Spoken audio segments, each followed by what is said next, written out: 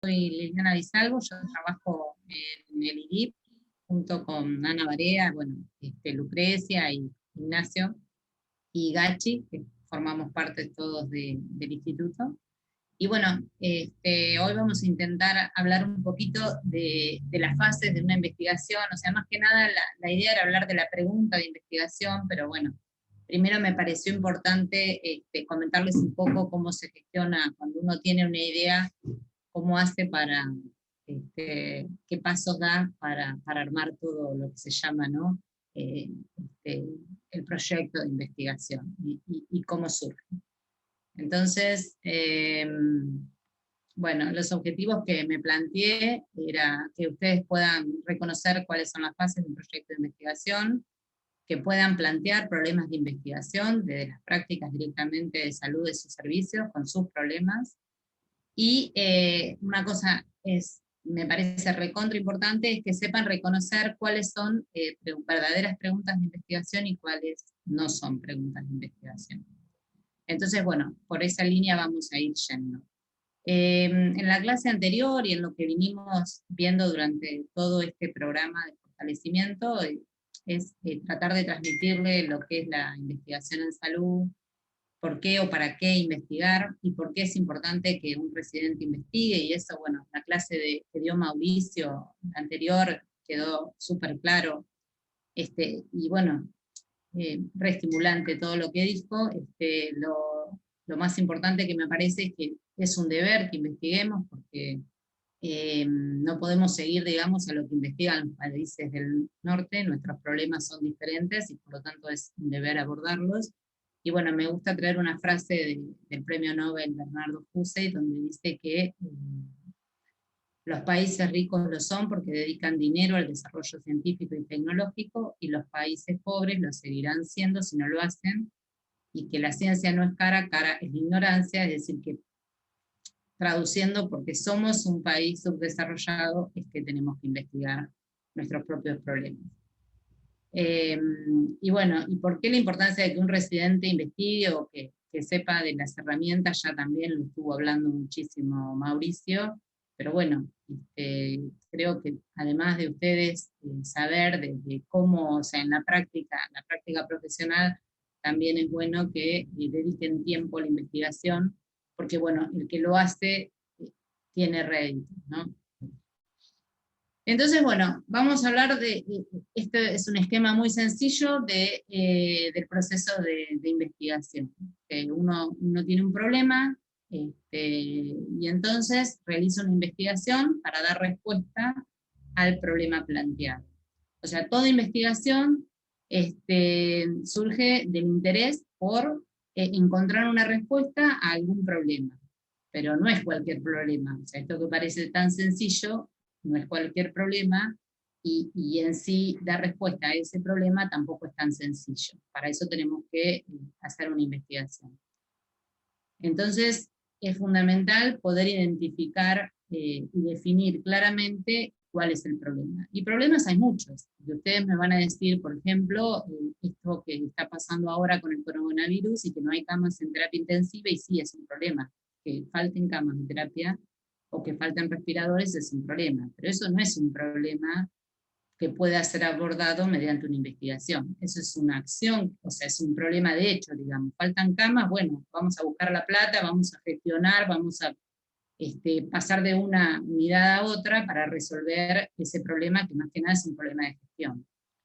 Ustedes también podrán decir que cuando atienden a un paciente, cada situación en la que se presenta es un problema, pero ahí ustedes tendrán que recurrir a sus conocimientos o preguntarle a algún superior de ustedes para tratar de atender la necesidad de ese paciente o para tratar de solucionar con el problema con que viene.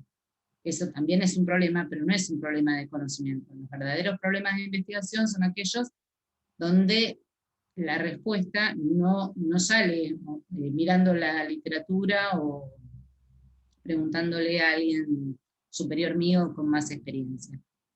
Entonces nosotros hablamos de problemas de conocimiento, ¿sí? Que la respuesta no es tan inmediata. Entonces uno hace la investigación para tratar de dar respuesta a ese problema. Y otro punto importante en este esquema que parece tan sencillo es que la respuesta que vamos a obtener a ese problema nunca van a ser definitivas, o sea, la ciencia es provisoria, o sea, es la respuesta hasta que surjan nuevas preguntas, y entonces tal vez esa respuesta que encontré se transforma en otra nueva pregunta. O sea, la ciencia siempre avanza hacia nuevos conocimientos. Y bueno, el ejemplo más sencillo también es el coronavirus. Cuando ya sabíamos todos de los coronavirus, aparece un nuevo coronavirus y tenemos que empezar de nuevo. Y bueno, entonces en todo este proceso de planificación, la investigación, digamos, o sea, lo que nosotros queremos transmitir, que no sé si ustedes todos tenían esa sensación, yo cuando empecé o de la facultad pensaba que el investigador era aquel que estaba en un laboratorio vestido de blanco con los anteojos, esa idea de científico loco, que no es así. La investigación clínica es la que está más al lado de los pacientes, digamos, pero de cualquier manera existe una planificación muy cuidadosa, y la clave de una buena investigación siempre radica en encontrar esa pregunta, que es el momento decisivo. Entonces, por eso nosotros cuando hablamos del proceso de investigación, siempre cuál es la pregunta. Pero bueno, para llegar a eso tenemos o sea, hay distintas maneras, digamos, cuando uno tiene una idea para qué investigar, se va pasando por distintos momentos, y hay como si fuesen pasos para planificar la investigación, y a mí me gusta traer esta diapositiva, que la saqué de un curso de Salud Investiga. No sé si todos conocen, el Ministerio de Salud da unas becas que se llaman Salud Investiga. Bueno, en un curso que hice en mis inicios, digamos, y me encanta esta diapositiva porque está el tipito ahí preguntándose, que son todas las cosas que nosotros cuando tenemos que planificar una investigación tenemos que preguntarnos. Primero, ¿qué vamos a estudiar y para qué? ¿Qué datos vamos a recolectar? ¿Dónde y cómo los vamos a recolectar? Después tenemos que pensar cómo vamos a hacer para analizar esos datos, en cuánto tiempo, y esto es, digamos, cómo se planifica una investigación, pero la investigación sigue. Entonces tenemos que avanzar en la ejecución. Una vez que tenemos como todo planificado, tenemos que ir, es la fase de ejecución que se llama, y entonces vamos a recolectar los datos, tenemos que presentar los datos y analizarlos, y vamos a dar conclusiones y vamos a llegar al informe final. Y cuando llegamos al informe final, ahí no termina la investigación. Cuando cerramos el informe, lo que sigue, que no es menor y que es muy importante, es el hecho de difundir esos resultados. O sea, tenemos que difundir los resultados porque el conocimiento tiene que llegar a quien va a tomar esas decisiones o determinaciones para cambios o para implementar alguna estrategia.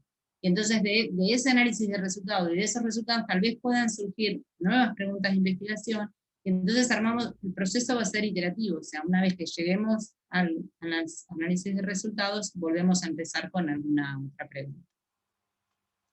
Entonces a mí me gusta hablar, esta es otra manera también, de grandes momentos cuando uno planifica o etapas del proceso de la investigación. Hay una primera fase, que es la fase conceptual, donde uno tiene que concebir la idea a investigar, y ahora vamos a ver cómo hacemos, ¿no? De dónde surgen las ideas. Después uno tiene que plantear el problema de investigación. Para eso es fundamental leer la literatura, para darse cuenta de lo que estoy planteando no está respondido en algún otro lado.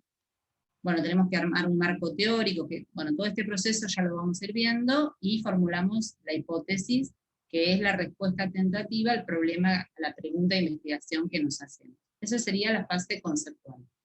Después tenemos una fase de diseño, que es diseñamos, bueno, qué tipo de estudio vamos a hacer, en qué sujetos, cuáles variables vamos a estudiar, cómo vamos a hacer para obtener esos datos. Después viene en sí la fase donde vamos a ir a hacer la investigación. Entonces vamos a buscar los datos y vamos a procesar esos datos. Cuando analizamos los datos en la fase analítica, y por último, lo que les decía, es la fase comunicacional, cuando elaboramos el informe final y difundimos estos resultados. Esto, digamos que nosotros nos vamos a quedar por hoy solamente en la fase conceptual, y más que nada en el planteo del problema de investigación, cómo plantear un problema de investigación. Todo esto que fuimos hablando se plasma, digamos, en un proyecto que se llama el protocolo de investigación, que es el documento en el cual el investigador expresa con un lenguaje científico y fuera adelantado un plan explícito de las actividades que va a realizar para alcanzar los objetivos de la investigación. Eso es lo que se llama el famoso protocolo de investigación.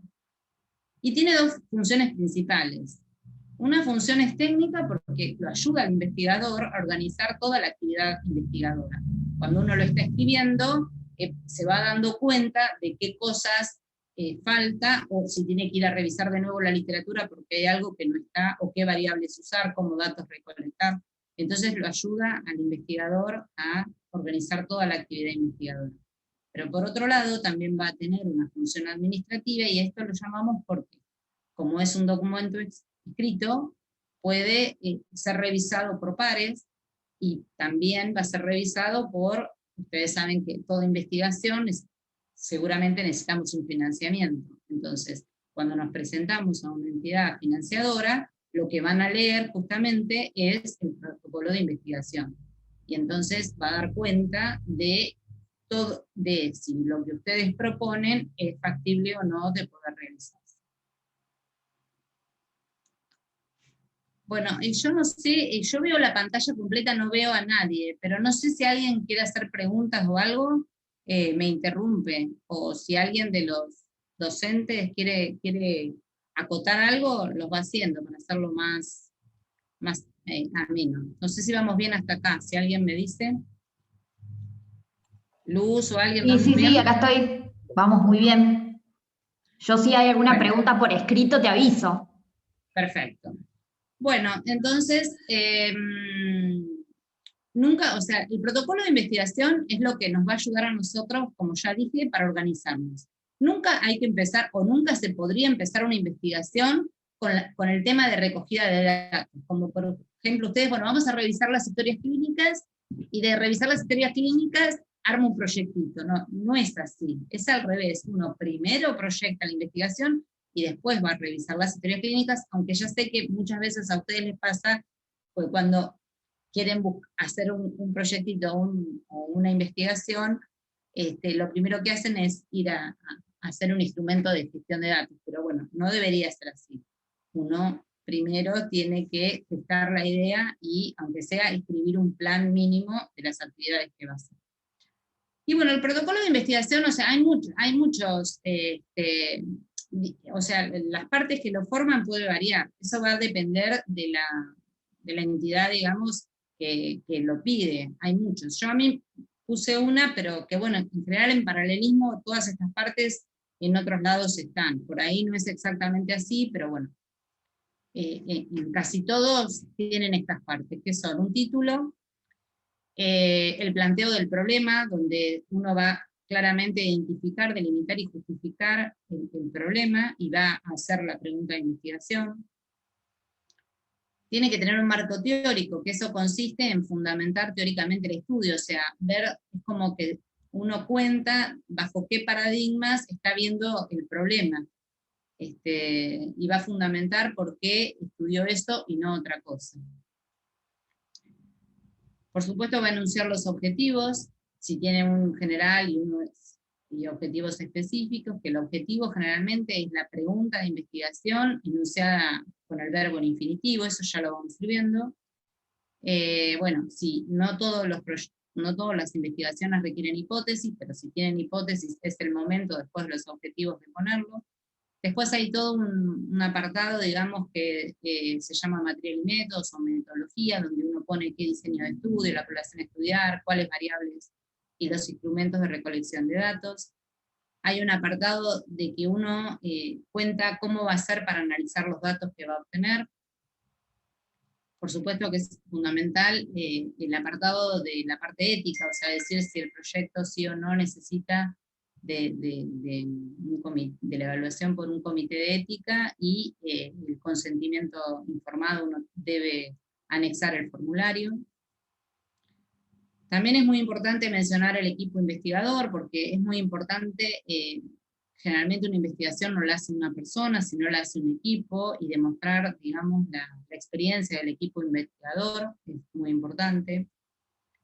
Bueno, tiene que armar un cronograma para decir en cuánto tiempo piensa la investigación que va a durar, armar un presupuesto Y bueno, y también último es la bibliografía. Ahora, estas partes que yo les planteo así en general son dinámicas, o sea, porque por ejemplo, el título, que en este planteo es lo primero que uno pone, en realidad es lo último que se pone. Cuando uno ya tiene definido los objetivos, la hipótesis, pone el título. O sea, el título es prácticamente lo último que se pone, y por otro lado, la bibliografía, que en el protocolo de investigación es el último apartado, en realidad es lo que primero uno consulta cuando va a armar el problema. Cuando tiene un problema, uno va a leer la bibliografía para ver cuál es el estado de conocimiento sobre ese tema. Bueno, más o menos estas partes pueden variar, pero son esas. Bueno, esto ya lo dije. Entonces nosotros nos vamos a centrar hoy, en la clase de hoy, digamos, a ver cómo hacemos para hacer una buena pregunta de investigación. O sea, ¿qué esto implica? Primero tener la idea que voy a investigar y plantear el problema de investigación. Una vez que uno plantea el problema de investigación, surge la pregunta de investigación. La pregunta de investigación, bueno, es la incertidumbre acerca de algo existente en la población que el investigador quiere resolver mediante la realización de mediciones en los sujetos de estudio. Bueno, un poco es lo que yo les estaba diciendo aquí. Hay numerosas preguntas de investigación. La dificultad es encontrar la pregunta que se pueda transformar a la vez en un plan de estudio válido y factible.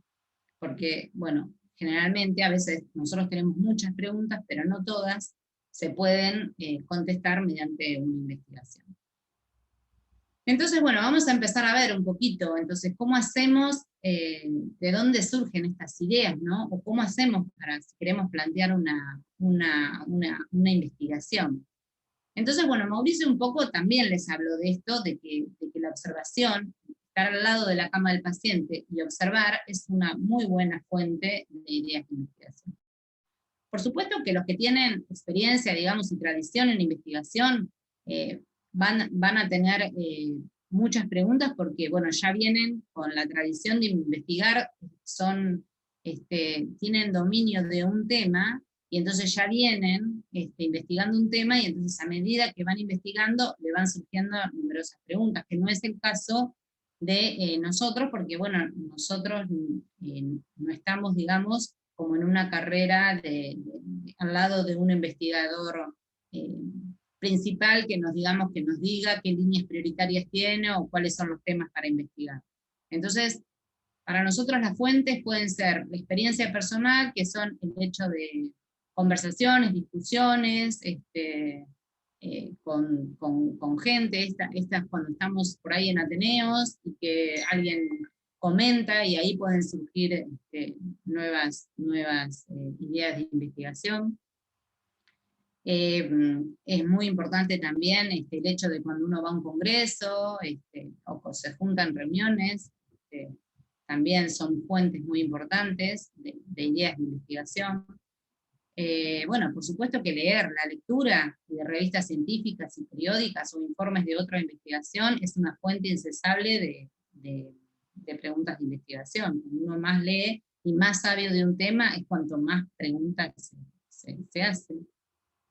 Bueno, de ahí surgen los resultados de investigaciones anteriores. O por ahí también alguna cuestión social, algún evento o algo que esté pasando que motive. Bueno, el caso sale una enfermedad nueva, como un virus nuevo, el coronavirus, y ahora están todas las investigaciones en base al coronavirus, y bueno, todas las preguntas que surgen cuando aparece algo nuevo.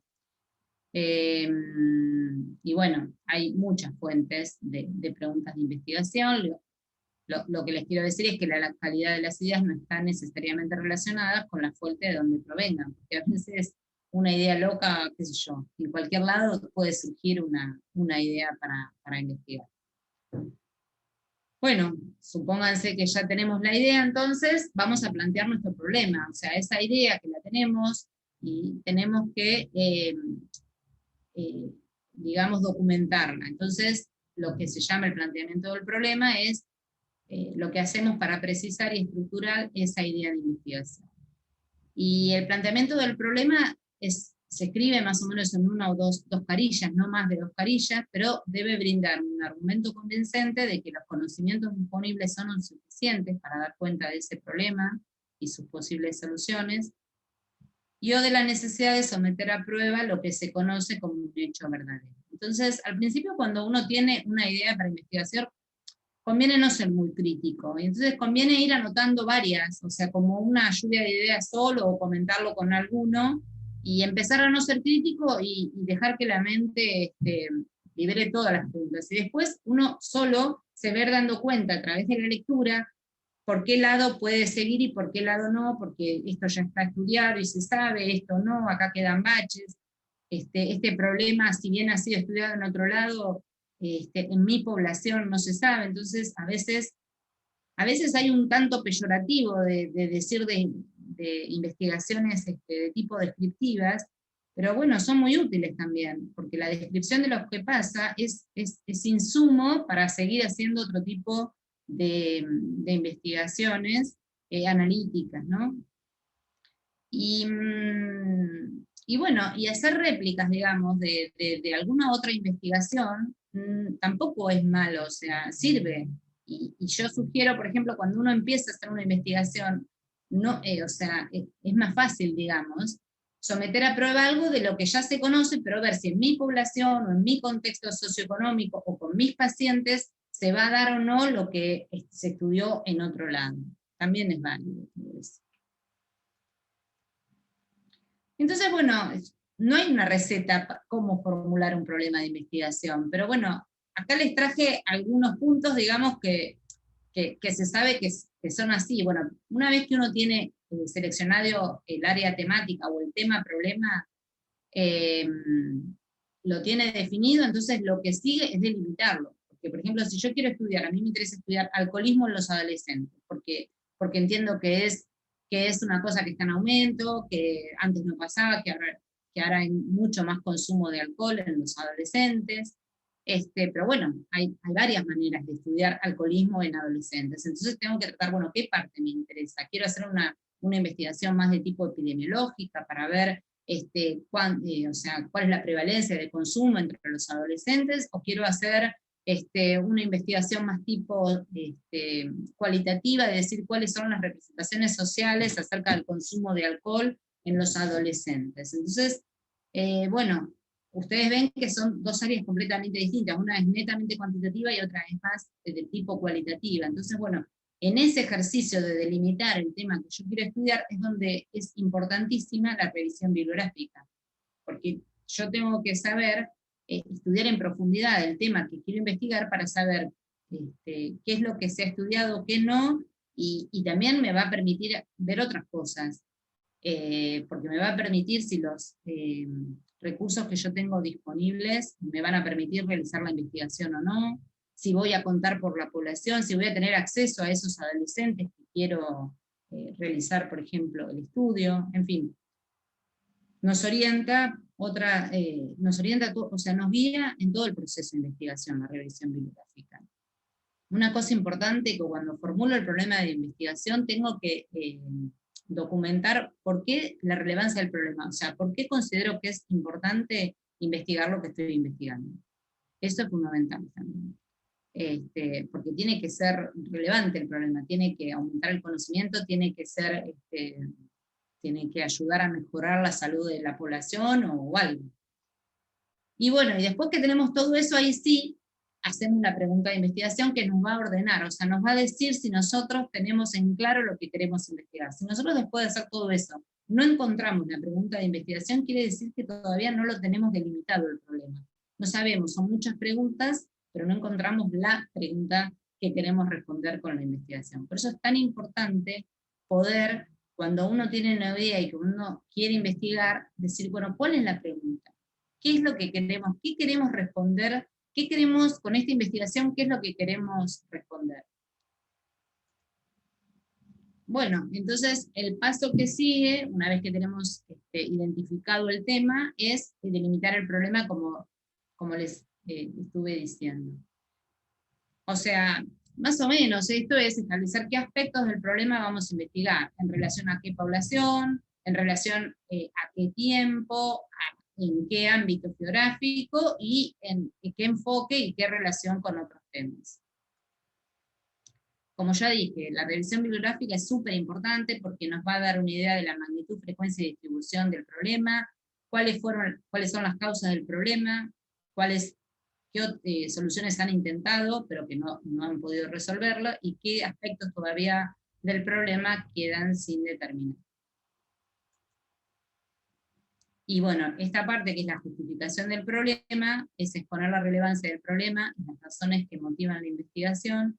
Entonces, ¿por qué es importante realizar la investigación? ¿Qué aporte concreto puedo dar a través de la realización de la investigación? ¿Quiénes serán los actores del sistema interesados en mi investigación? Y bueno, acá decimos que suele estar expresado en verbos como contribuir, fomentar, favorecer o promover. Esto es medio raro, ¿no? Hablar del planteo del problema sin un ejemplo concreto. Ya después vamos a ir viendo un ejemplo concreto. Bueno, y por último llegamos entonces, una vez que hicimos todo eso, llegamos a la pregunta de investigación, que no es más ni menos que formular el problema de investigación como interrogante. Y esto es muy útil porque invita a dar respuesta al problema, o sea, es lo que yo les decía, si nosotros no podemos hacer la pregunta de investigación es que todavía no lo tenemos bien definido, qué es lo que queremos investigar. Por eso, la clave de una buena investigación siempre es tener la buena pregunta, o sea, tener la pregunta. En este sentido, conviene muchas veces, uno cuando plantea una investigación, o sea, cuando hace, digamos, cuando hace el planteamiento del problema, lo que conviene, o sea, primero que son varias versiones, nunca una versión va a ser la definitiva, siempre uno comete errores, y entonces uno va haciendo varias versiones y va afinando. Y otra cosa fundamental también es hacerlo revisar, o sea, trabajar en conjunto con otros, porque lo que no veo el otro, por ejemplo, o lo que uno no ve, lo puede ver otro. Y bueno, y no hay recetas mágicas, o sea, uno tiene que apelar a la creatividad de cada uno, pero sí es fundamental, en este caso es el dominio del tema y tener el tema, o sea, no surgen las preguntas porque sí, las preguntas surgen porque no encontramos respuesta a lo que queremos ver. Y bueno, y otra cosa importante, de nuevo vuelvo a decir, es que hacer réplicas de otras investigaciones no es malo, o sea, es ver si lo que encontró otro autor en otro lugar también se da en mi población, con digamos, mis pacientes, también es válido. Bueno, ¿qué más sigue? Bueno, y esto lo van a encontrar en todos lados, es como el criterio de una buena pregunta de investigación, sigue, digamos, el acrónomo FINER. F de factible, o sea, cuando uno plantea tiene que ver si es posible de llevarse a cabo, porque lógicamente por ahí, si necesito hacer algunas determinaciones muy costosas, no voy a poder o no consigo el equipo para hacerlas. La I viene de interesante y es fundamental que sea interesante, que nos motive, porque nadie va a hacer semejante esfuerzo si no está motivado. O sea, si no es interés para el que lo está haciendo, no lo va a hacer. Entonces, toda una investigación lleva mucho esfuerzo. Entonces, fundamental tiene que motivar al investigador. La parte de la N no es nueva, sino es novedosa, y es lo que les vengo diciendo, que confirmar, refutar hallazgos previos o prever nuevos hallazgos también son muy importantes. O sea, no necesariamente tiene que ser nuevo, o sea, en general no hay problema. O sea, en general las investigaciones no son totalmente originales, siempre hay algo, por eso siempre uno va a poder encontrar en el marco teórico otras referencias. Salvo en el caso, por ejemplo, de, bueno, ahora con el coronavirus, que surge un virus nuevo y hay que empezar a estudiarlo en general, pero tampoco es nuevo porque ya había otros coronavirus, o sea, ya teníamos un bagaje de conocimientos con respecto a los virus de la especie coronavirus, digamos. Por supuesto que tiene que cumplir los principios, o sea, la investigación que vamos a hacer tiene que ser ética. O sea, si nosotros queremos hacer una investigación, pero para hacer nuestra investigación tenemos que hacer biopsia de hígados, eso va a ser muy difícil que cualquier comité de ética apruebe que se haga una biopsia de hígado para responder a esa pregunta. Pongo un caso súper extremo, pero bueno, la cuestión ética es muy importante. Y bueno, que sea relevante es al conocimiento científico, a la clínica y a investigaciones futuras, ¿no? sea, que aporte un conocimiento que sea relevante. FINER, entonces, es fácil porque uno cuando está planteando la pregunta de investigación tiene que ver si cumple con todos estos requisitos.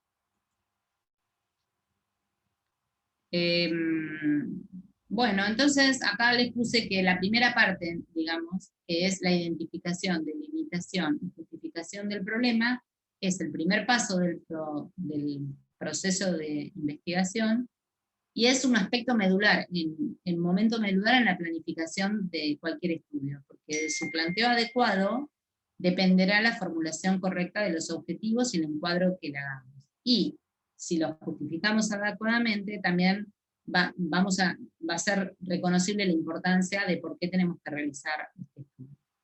Una cosa importante es, que les quiero aclarar, que a veces he visto que sucede, que cuando uno hace una investigación, que es un dato menor, pero es importante, siempre la redacción del proyecto de investigación tiene que ser en futuro, porque el proyecto, o sea, la investigación todavía no se realizó. Entonces siempre el verbo será en tiempo futuro. Y bueno, repasando lo que puse acá, es ¿qué dice? Planteamiento del problema. Bueno, ¿qué tenemos que tener en el planteamiento del problema entonces? Mencionar las observaciones que lo llevaron a formular. Un poco entonces fundamentar por qué vamos a hacer, o sea, qué observaciones hay anteriormente. O sea, debemos señalar el problema y aislarlos de otros, eso es la parte de delimitarlo. Debemos expresar la relación entre las variables que vemos. Bueno, el problema lo debemos poder comprobar empíricamente, o sea, hacer la investigación para verificar. Bueno, y acá es importante plantearlo en forma de pregunta, por todo lo que estuvimos viendo.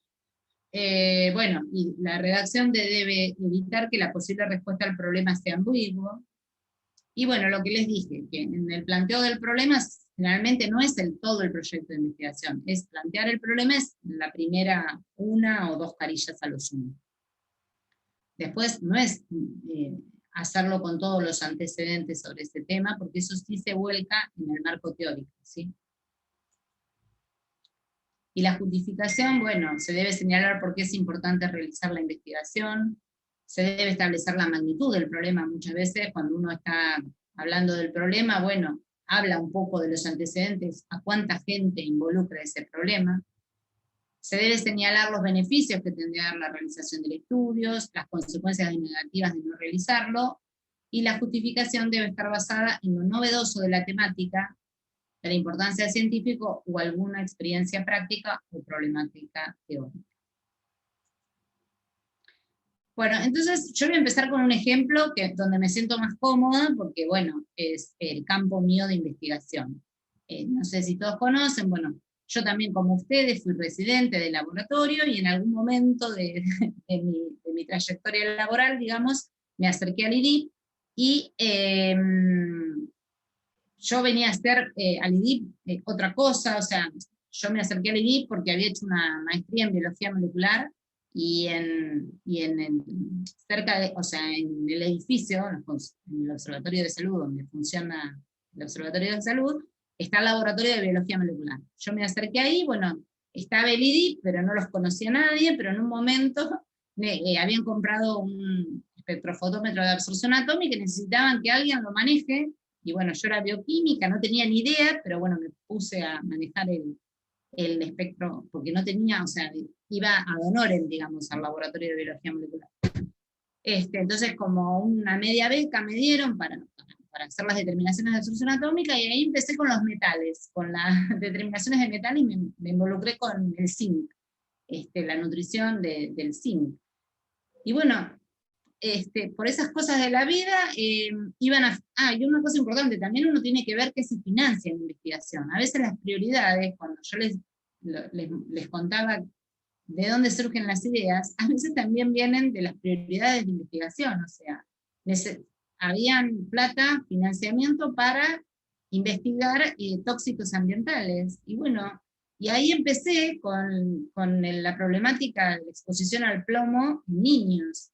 Y yo, o sea, no venía de ese palo, nada que ver, pero bueno, me puse a estudiar, y bueno, me entusiasmó la idea de la exposición crónica ambiental al plomo, que si bien es un tema súper estudiado, en Estados Unidos saben, con todo el problema de las casas viejas, o sea, están todas con pintura a base de plomo. Ellos tenían un problema muy importante de la exposición. Los niños que vivían en casas antiguas tenían niveles muy altos de plomo, y con todas las consecuencias que eso, más que nada en el daño neurológico. No sé si está Fabricio, pero bueno, Fabricio Castellano, que es toxicólogo, lo debe saber muy bien. Sí, sí, Bueno, no me quiero sí, demorar mucho, está pero listo. la cuestión de que acá en Argentina yo empecé a leer y no había estudios. No había alguno en Córdoba, habían hecho alguna vez, habían analizado los niveles de plomo en sangre en algunos niños de Córdoba, algunos otros en Buenos Aires, muy, muy aislado, pero no se sabía cuál era la magnitud de esa exposición a niveles crónicos. No estoy hablando de una intoxicación aguda por plomo, estoy hablando de pequeñas dosis que los chicos van ingiriendo y que se van contaminando, y que eso les repercute a nivel neurológico, o sea, daño a trastornos cognitivos y de aprendizaje, digamos, ¿no? Y en el desarrollo intelectual. Bueno, la cuestión que entonces, el problema mío era la exposición ambiental a tóxicos en la infancia, y justamente delimitándolo a exposición ambiental al plomo en niños escolares. Entonces, bueno, la importancia de la revisión y la justificación, de ahí saco todo lo que les estoy contando, de que si bien no es un tema nuevo, porque está súper estudiado y se sabe todo, o sea, por ejemplo, la cercanía a avenidas, cuántos metros, o sea, en Estados Unidos está investigado todo, pero en nuestro país nada. Entonces era factible porque podían participar los niños que realizaban los controles de salud en el observatorio de salud, o sea que yo tenía disponible a la población donde iba a medir el nivel de plomo. Era factible porque tenía el equipo de absorción atómica que se podía medir, o sea que contaba con el equipamiento técnico, y bueno, era un tema súper importante investigarlo porque no dábamos cuenta de cuál era la magnitud de esa exposición a los niños y de si repercutía o no en su nivel intelectual. Entonces es así que me puse, finalmente, la pregunta mía de investigación fue: ¿qué niveles de plomo tienen los niños menores de 6 años clínicamente sanos atendidos en el Observatorio de Salud del Hospital de Niños de La Plata? Puse esa fecha 2015-2016, pero en realidad esto yo lo empecé a estudiar en el 2006-2007. Bueno, ahí nos dimos cuenta que los niveles de plomo, que en ese momento, el nivel de plomo, bueno, no sé, me voy por las ramas, pero no importa. En ese momento, el nivel que se consideraba que tenían que hacer acciones eran de 10 microgramos por decilitro. Nosotros encontramos que un 10% de los niños en el año 2006 y 2007 tenían niveles altos de plomo y sin ninguna manifestación clínica. O sea, los chicos supuestamente estaban sanos, pero había un 10% que tenían niveles mayores. Después ese nivel de plomo fue disminuyendo. En el año 2012 el CDC dice que tiene que ser mayor que 5, hay que empezar a hacer acciones. Cuando yo vuelvo a revisar mis datos, era como que el 30 y pico por ciento de los chicos tenían niveles de plomo por encima de 5 en ese momento. Bueno, en ese momento también se dio una parte especial, que era que veníamos de la crisis 2001-2002, y entonces había un montón de chicos que venían acá que los padres cirugiaban, y bueno, reciclado de baterías, entonces teníamos una población bastante con niveles más altos. Después, en los sucesivos, cuando fuimos investigando ahora, tenemos, la verdad que la prevalencia de niveles por encima de 5 es mucho menor, es alrededor del 5 a 6%, o sea que la mayoría tiene niveles por debajo de ese valor. Pero bueno, en ese momento, esa investigación fue un impacto importante, porque encima, o sea, lo que me pasó también es que, no me acuerdo si en el 2004, no, en el 2006 fue, en el 2007 surgió, no sé, ustedes son muy chicos, pero bueno, los juguetes para un día del niño, los juguetes que venían de China, no sé qué,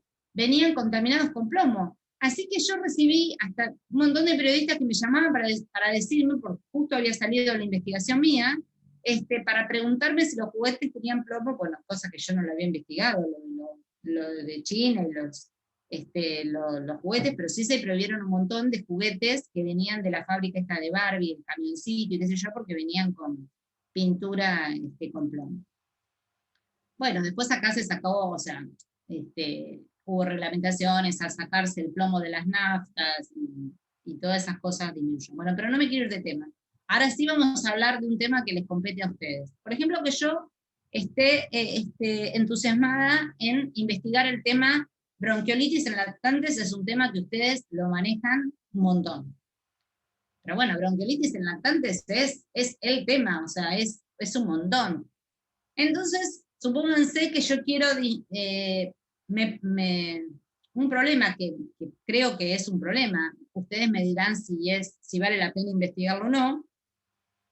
¿Cómo disminuyeron los casos durante la pandemia del 2020? ¿Qué les parece? ¿Es un tema para investigar o no? No sé, alguien que hable en el chat para no hacerlo tan aburrido. A ver qué dicen. Dicen que sí, ahí. Dicen que sí. Bueno, la cuestión es que entonces no yo también otro tema que me puse a pensar, no hubo casting, claro, porque, o sea, el aislamiento por la cuarentena hizo que los chicos no estuvieran expuestos al virus, y bueno, obviamente no tuvieron bronquiolitis. Pero entonces sería importante hacer una investigación, y ustedes lo pueden hacer, digamos, porque, o sea, podrían escribir un proyectito, no, un proyectito no lo estoy disminuyendo, sino escribir un proyecto de investigación. ¿Y de dónde van a sacar los datos? Van a sacar los datos de las historias clínicas, o sea, van a ir a los servicios donde históricamente atienden a bronquiolitis y van a compararlos con los años anteriores y van a tener, lo pueden hacer perfectamente. Otra cuestión que podría estudiar dentro del tema bronquiolitis es la relación con el estado nutricional del niño. Por ejemplo, yo sé que los niños desnutridos, a ver, díganme si está bien o no, tienen, o sea, corren más peligro de tener bronquiolitis. ¿Es así o no? La desnutrición. ¿Puede ser? Alguien que me responda. Nadie me responde. En general, para todas Y hay las... una relación con las bronquiolitis graves en los nenes que están desnutridos. Sí, de tener bronquiolitis grave, perfecto. Pero sabemos qué pasa, y traigo a colación lo que contó Mauricio en la clase pasada de lo que observaba el investigador Néstor Pérez con los chicos con meningitis, que los más gorditos eran los que estaban peores. Entonces, ¿pasará lo mismo con la bronquiolitis? Aquellos niños que tienen, no sé, peso para la edad, o no sé con qué indicador, o el percentil 90 de peso, ¿se enfermarán, tendrán peor evolución que los chicos que tienen peso normal? ¿Podría ser una pregunta de investigación? ¿Alguien sabe algo de esto? O sea, porque ya sabemos yo creo que sabemos que los que están desnutridos puede ser que sea más grave. Pero podría preguntarme qué pasa, como en el caso de la meningitis, que los más gorditos eran peor. Bueno. Podría comparar tratamientos también, ¿o no? Hay muchas formas de tratar la bronquiolitis, no tengo ni idea, pero por ahí podríamos comparar. Y bueno, pueden surgir un montón de otros temas. Entonces, cuando queremos plantear el problema, tendríamos que revisar la bibliografía y tendríamos que justificar por qué es importante realizar la investigación, que seguramente todos los van a poder hacer, justificar por qué es importante por la bronquiolitis, por las consecuencias que tienen en los niños haber tenido bronquiolitis cuando eran lactantes. Entonces, finalmente, a mí las preguntas que se me pudieron ocurrir, pero no sé, ¿cuál es la relación entre la mala evolución de la bronquiolitis y el sobrepeso de lactantes menores de 1 año atendidos en el Hospital de Niños de La Plata durante el año? Ustedes ven que yo la pregunta tengo que poner en la pregunta de investigación, tengo que por supuesto, poner las variables del estudio, que en este caso van a ser la presencia de bronquiolitis y de mala evolución, que no sé cómo la vamos a medir, la mala evolución.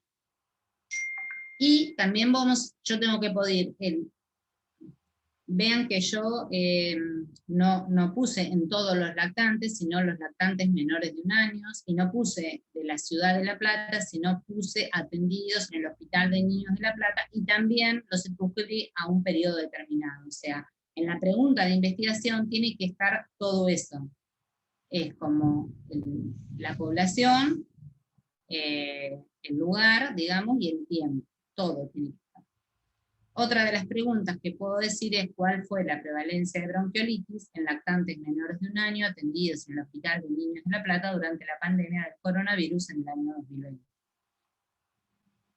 Fíjense que estas preguntas, digamos, son factibles de responder, porque yo a priori no lo sé. Si lo voy a buscar en un libro, tampoco sé cuál fue la prevalencia de bronquiolitis en los niños menores de 1 año. O sea, tengo que realizar la investigación para poder dar respuesta a esta pregunta de investigación. Y en el caso de la primera, la relación entre el sobrepeso y la mala evolución, puede ser que por ahí alguien lo haya investigado, pero en el contexto de la población de los niños que se atienden en el hospital de niños, capaz que es diferente en niños con buena situación socioeconómica que en niños con mala situación socioeconómica. No sé si eso está investigado o no, ¿eh? Ustedes me dirán si sí o si ya saben que hay alguna relación o no. Se me ocurrió esta idea por el hecho de que, para relacionarlo con lo que había dicho Mauricio cuando les había contado el caso de la meningitis con los chicos, que la observación, o sea, ser cuidadoso, ser atento a lo que está pasando, es fuente de ideas de preguntas de investigación.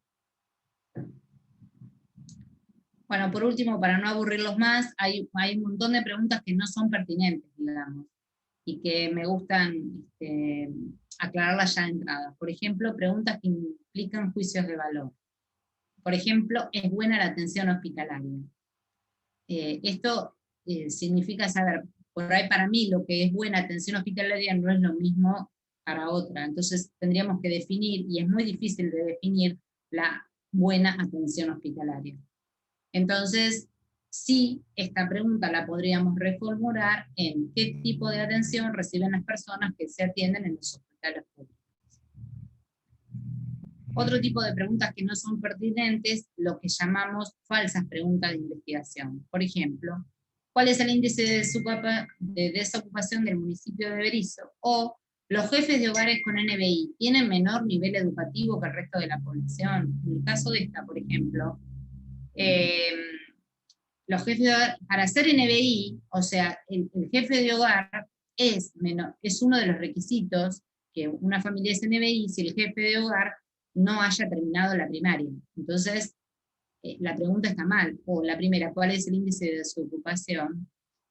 Podemos ir al municipio de Berisso y ver cuál es el índice de desocupación. O sea, parecería que es una pregunta de investigación, pero no lo es. Y otras que cometen generalmente, o sea, cuando yo lo sé esto porque, bueno, yo soy docente de metodología, y cuando les pedimos que armen preguntas de investigación, este es el error que más cometen, es que porque están preocupados por la accesibilidad a la atención, están preocupados por los turnos, están preocupados por las largas colas. Entonces, por ejemplo, ¿cómo garantizar el acceso a la atención sanitaria de las personas de bajos recursos? ¿O qué mecanismos de difusión pueden implementarse para promover campañas de prevención de las adicciones, por ejemplo? Entonces, así formuladas no son preguntas de investigación. O sea, si yo cómo garantizar el acceso, la podría cambiar para transformarla en una pregunta de investigación, en qué cambios se observan en la posibilidad de acceder a los recursos de atención sanitaria de personas con bajos recursos cuando se implementa un plan. Entonces, lo que tengo que hacer es elegir en la bibliografía un plan o un programa y ponerlo a prueba, o sea, y hacer la investigación y entonces ver cómo cambió cuando yo puse esa intervención, o si fuese qué mecanismos de difusión pueden implementarse para promover campañas de prevención. En todo caso tendría que poner a prueba un programa de prevención de adicciones y ver si fue efectivo o no. Entonces hacer esas investigaciones que se llaman de antes y después. Analizo la línea de base sin un programa de prevención, y después pongo un programa y veo cuál fue el impacto de ese programa para prevenir adicciones, por ejemplo. Bueno, para concluir entonces no hay temas o temáticas científicas y temas no científicos, sino hay formas de plantear los temas y problemas conformes a los cánones accesibles al tratamiento científico. Al elegir un tema para investigar, y más concretamente una idea, es importante que la idea nos resulte atractiva por todo esto que dijimos, que realizar una investigación lleva esfuerzos, lleva tiempo, generalmente en el caso de ustedes no van a ser remunerativos, porque ustedes lo van a hacer complementario a su residencia, o sea que los tiene que estimular mucho para que ustedes lo hagan. Entonces, la idea tiene que ser atractiva.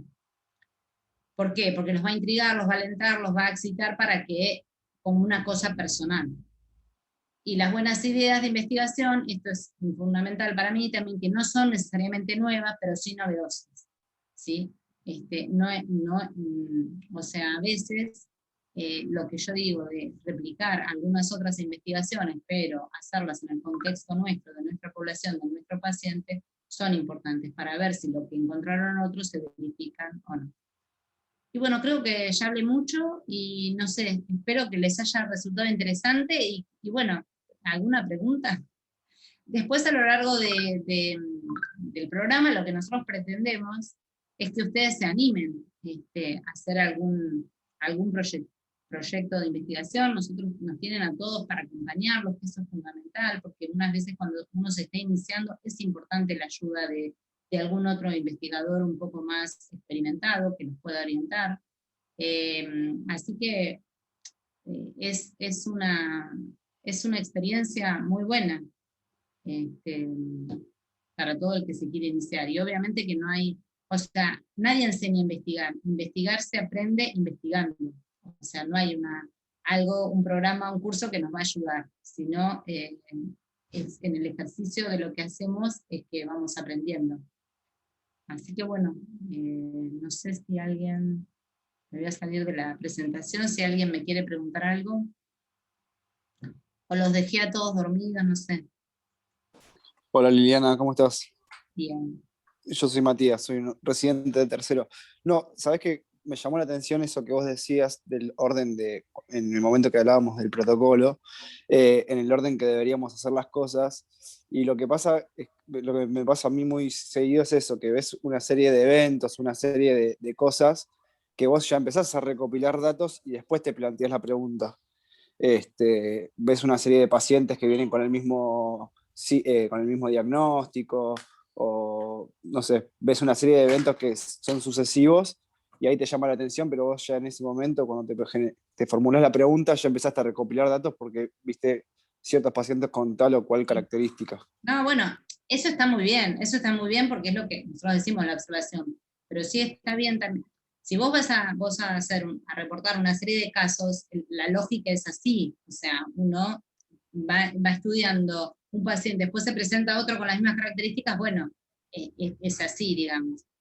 Yo digo, para que no empezar a veces uno dice, bueno, a ver, me fijo en todas estas historias clínicas de pacientes y quiero con los datos que tengo, ¿cuál es la pregunta? ¿Sí? Si no, siempre tengo que primero tener la pregunta, no en el caso de esto de que es un reporte de un caso o una serie de casos, porque ahí se presenta la enfermedad, entonces no es que vos vas a ir a buscar, bueno, yo quiero tener el caso tal. Estoy hablando para otro tipo de investigación. No sé si te queda claro, pero Ah, sí, hacerlo, sí, ya está. Quedó hacerlo como se clarísimo. pueda, pero hacerlo. Sí, sí, sí, sí, obvio. Ahí quedó claro. Gracias.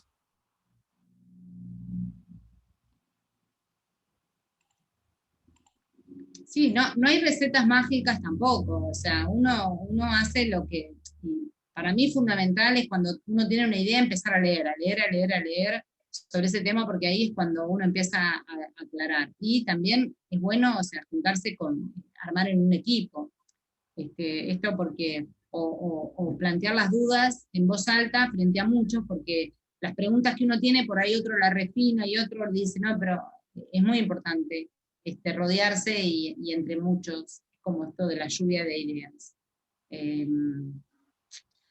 Sí, ustedes tienen mucho, o sea, podrían hacer, seguramente ustedes cuando atienden a los pacientes tienen muchas preguntas, que no, las respuestas no están así. No la van a buscar en un libro ni se las va a comentar el jefe de ustedes. Ahí es donde nosotros pensamos que es importante la lectura y que empiecen a hacer. Y bueno, nos tienen a todos nosotros para acompañarlos, que si bien no sabemos del tema específico que cada uno va a buscar, sí podemos ayudar en toda la otra cuestión, que también es importante, que cómo vamos a recolectar los datos, qué datos vamos a recolectar, cómo hablar, armar una planilla para recogida de datos, bueno, en fin, en otros aspectos. Claro, a mí lo que me pasó en mi experiencia, digamos, personal fue que estaba el año pasado rotando en la UTIP del hospital, tuvimos 2 pacientes con ACV hemorrágico y después, bueno, me puse a ver cuántos pacientes más habían habido con ACV hemorrágico ese año en la terapia o en el hospital, ¿viste? Y, y todos habían terminado con diferentes tipos de, digamos, de conclusión, de evolución, algunos con secuelas, uno que había fallecido y otro que la verdad que quedó sin secuelas. Y ahí es donde yo me pregunté, ¿qué fue lo que determinó que uno tenga secuelas, que el otro haya fallecido y que el otro esté casi sin secuelas? Y la respuesta por ahora viene siendo que fue el manejo inicial de la patología.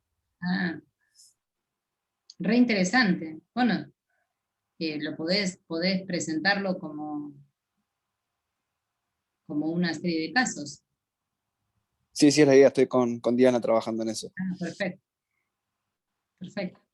Lili, ¿puedo decir algo? Fíjate, Mati, ahí, perdón, fíjate que ahí vos seleccionaste los pacientes, es cierto que los seleccionaste primero, pero te hiciste igual la pregunta antes de ver, o sea, tu pregunta era por qué tuvieron diferente evolución o qué fue lo que determinó que tuvieran diferente evolución, y vos antes de empezar a ver y a recolectar los datos ya te habías hecho la pregunta sobre esos pacientes, ¿no? Pero la planteaste primero, antes de recolectar los datos. Claro, pero son los pacientes que, o sea, yo tuve los pacientes con los que voy a trabajar antes de hacerme la pregunta, eso digo. Sí, bueno, Bueno. pero es lo que yo te digo, cuando vos cuando ahí no te queda otra porque, o sea, a vos te surgió la idea porque te vinieron los pacientes. Yo estoy hablando de que si vos, por ejemplo, quisieras, no sé, esto de la bronquiolitis, suponete que ustedes empiecen a ver todas las bronquiolitis sin antes hacerse la pregunta. Entonces, bronquiolitis pueden abarcar un número interesante de preguntas. Entonces, primero, ¿qué voy a buscar del tema bronquiolitis? Bueno, voy a seleccionar a todos los pacientes y ver los gorditos versus los no gorditos y cómo fue la evolución. Y no de que vos, bueno, a ver todos los pacientes, reviso todas las historias clínicas de bronquiolitis y veo qué puede surgir. A eso voy. ¿Me entendés? Como que vos revisando las historias tenés que tener la pregunta antes. En el Claro, caso, claro. perdón, Lili, en el caso capaz de lo que comentaba Matías, estaría correcto de todas formas, sería también como en ciertos diseños, como el casos y controles, por ejemplo, si se acuerdan, hace un par de encuentros que vimos los diseños, donde uno ya quizás tiene los casos, lo que se empieza a preguntar a partir de esos casos es el planteo del problema, y lo que sugiere el acá es, después de eso empiezo a hacer ciertos análisis, a ver si quizás necesito más datos, pero quizás una serie de casos o cierto patrón que yo voy viendo es lo que me hace a mí plantear el problema, y no está mal si yo conservo esos datos ni nada. Lo que hay que prevenir a veces es, por ejemplo, suele suceder cuando gente ya tiene muchos datos que le quedaron de otros proyectos de eso, o de otras experiencias, y empieza como a explorarlos, a ver si ya encuentra alguna cosa interesante, y después crea un proyecto, pero ya sabiendo que tiene los datos analizados. Y ahí es donde hay un poco una trampa, porque no es que hizo un proyecto o planteó un problema desde la originalidad, sino porque ya sabe que tiene unos resultados que pueden ser publicables, y eso es lo que a veces hay que tratar de evitar, sino más bien que sea genuina la pregunta o el problema, pero si surge a partir de ciertas observaciones sistemáticas que vos hacés de unos pacientes, no sería incorrecto, estaría bastante bien, de hecho. Sí, seguro, seguro. Que está bien lo que vos decís, que vos justamente observaste que había esto hemorrágico y te hiciste la pregunta, bueno, ¿cuál es la diferencia entre los unos y otros? Está bien. Y los quería invitar a todos Ahora, en octubre, hay un congreso de la Sociedad Latinoamericana de Investigación Pediátrica, y bueno, me olvidé de poner el póster, pero bueno, se los voy a mandar los vamos a poner, para que se animen a presentar algo.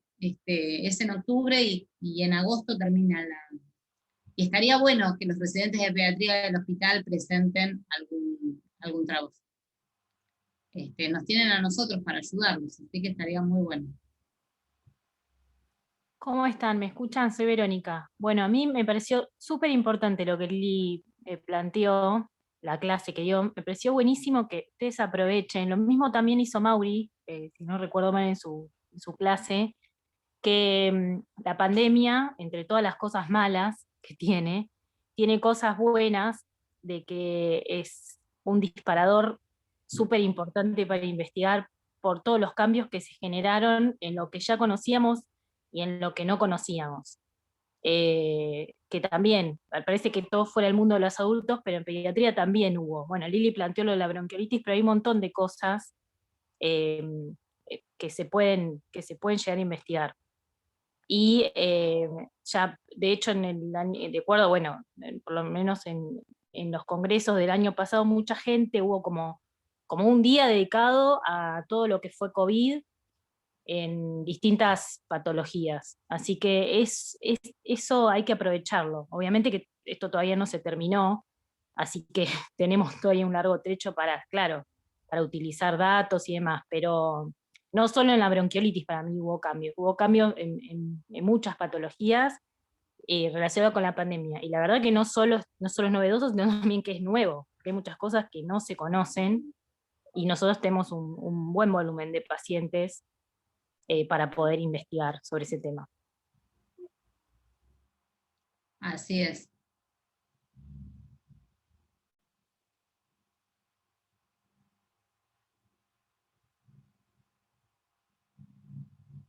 Sí, la verdad, estamos en una situación bastante difícil y captar la atención en el programa de fortalecimiento de la investigación un tanto complicado por todo lo que estamos viviendo, y sabemos el esfuerzo que ustedes están haciendo, todos, el personal de salud en general. Así que bueno, agradecer que todos que se conectaron. Pero bueno, por ahí ahora no lo ven, pero esto de que nosotros pensamos y estamos convencidísimos de que el residente tiene que investigar o tiene que tener las herramientas para poder hacerlo, porque es como que te motiva, te abre la cabeza, te ayuda a hacer una lectura crítica un poco más cuidadosa, te organiza. Entonces, bueno, para nosotros estamos convencidos de que como parte de la formación de ustedes, además de la práctica profesional, tienen que tener un espacio para hacer actividades de investigación. Bueno, esperemos que lo tomen. Y más que tienen como un apoyo, que por ahí yo cuando fui residente no tenía nadie que me pudiera orientar.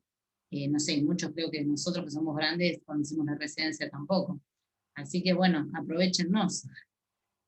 Aunque sea, no sé, que ustedes piensen que tienen un caso y que no, está bueno que hagan el ejercicio, si ven un caso raro, atípico, inusual, de reportarlo y de escribirlo.